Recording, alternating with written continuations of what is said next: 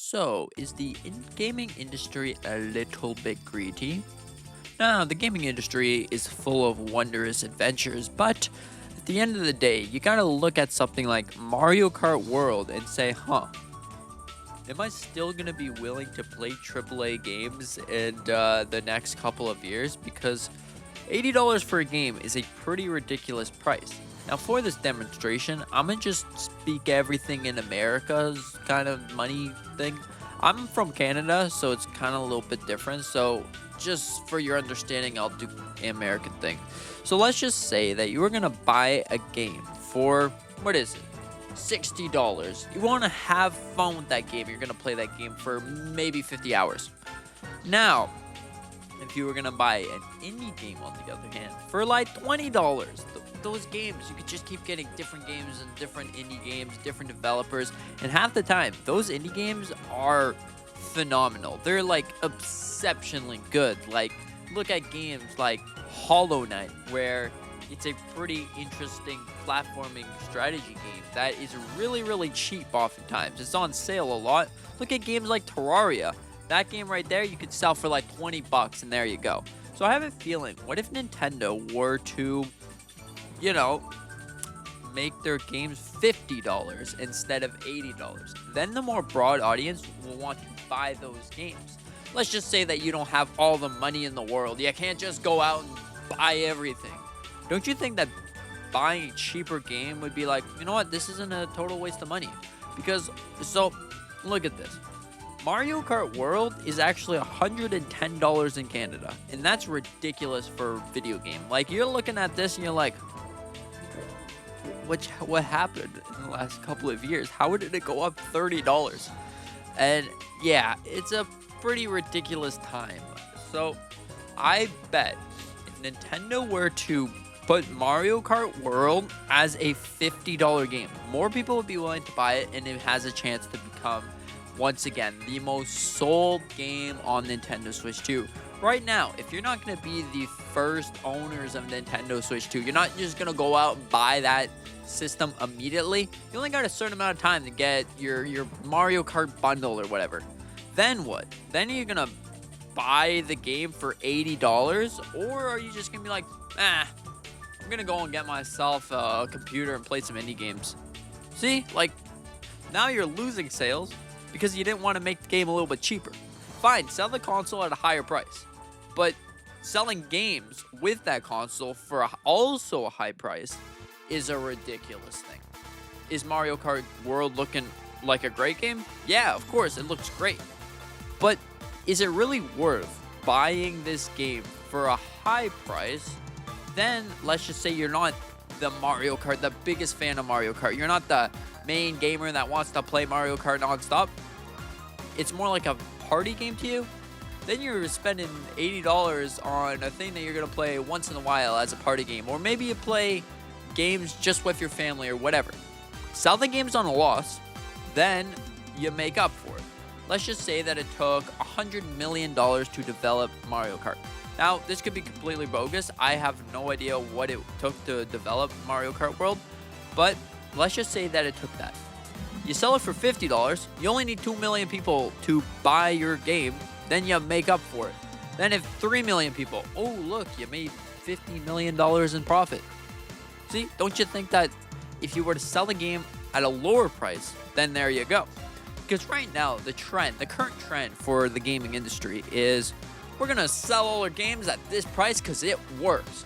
But if you're doing what indie games are doing, those games sell. They just sell extremely well because it's a cheaper alternative to a game that serves the same purpose, entertainment.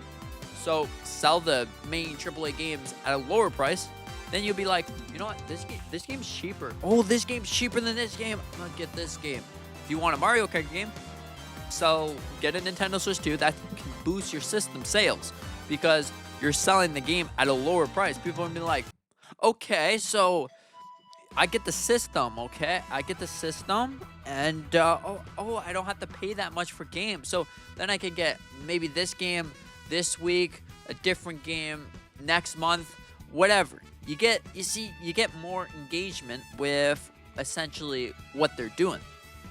And at think that selling games overall at a lower price would make more sense. What happens in the next couple of years when some company decides, you know what, this game's worth $100? Then what? Is every other game going to be $100? Because then I have a feeling that indie games are going to take over the market. Not going to say they probably already have. So yeah, sell the game at a lower price. Then you get more players to buy that game. Well, we're looking directly at you, Nintendo. Directly. If you were going to sell a game for $80, you're going to sell Mario Kart World for $80. A game that, let's be honest, it looks amazing, and a lot of people most likely want to play this game. But I don't know if the casual audience is also going to be willing to play that game. Maybe they'll just go and buy an Xbox 360. All right, this works. Oh, a car game. Yay, a car racing game. Those games are $5. They're $5 each. It's pretty great. You can just play all those games. You don't have to buy an $80 game. It's something that we're going to have to learn to, deal with, I guess. I'm not learning to deal with. I'm going to fight. I'm going to fight for justice against games and stuff. Because trust me, they don't need that much money. They're all already multi-billion-dollar companies. And they're making games that, they look great. The features are there. But you're selling it at a high price. And not everyone has a chunk of cash to just, there's a game. Ooh, there's a game. Here's a game there. Yeah, I got my games. No, it's not how it works. It's mostly like, okay, this game right here, let's try it. Pretty cool game. That's why indie games work so well. Because it's just like a cheaper game. And then you're buying the game and you're like, you know what, this game's great. So then you move on to the next game. Oh, this game's even better. Holy crap, it's so good. Oh, look at this, Terraria. Oh my goodness, I can build whatever I want. I can attack, I can do whatever I want. See, that company started off as maybe a $2 million company, and now it's a multi-billion-dollar company. So you see how well indie games work? They work pretty well.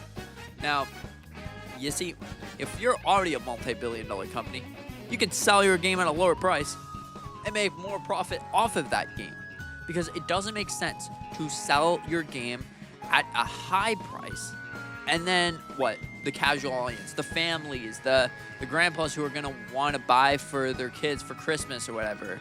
Maybe even just the casual gamers that like to play video games but not that much. Or maybe you like Mario Kart a little bit. You like Mario Kart, it's not your favorite game, but you want to try it. Then you're going to be like, I'll just go and get Mario Kart Wii.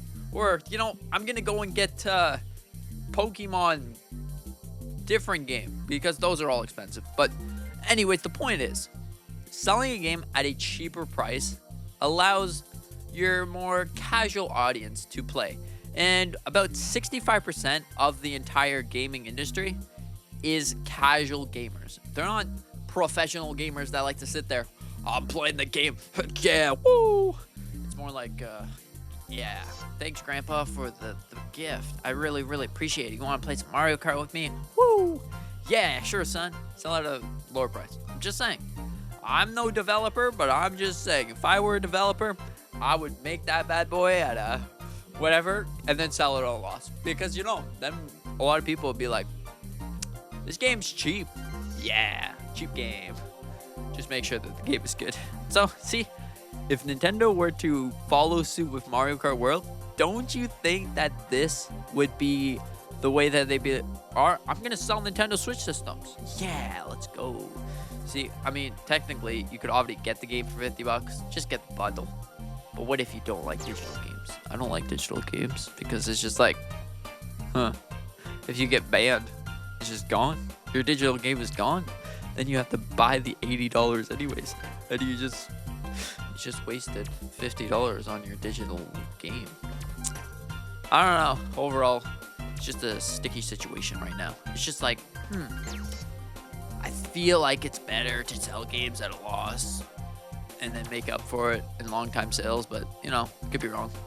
Let me know in the comment section down below and how you think about all of this Nintendo game price, whatever you want to call it, nonsense. Thank you so much for watching. Hope you enjoy it. With that being said, have a fantastic day and see you in the next one. Super Mario Kart World!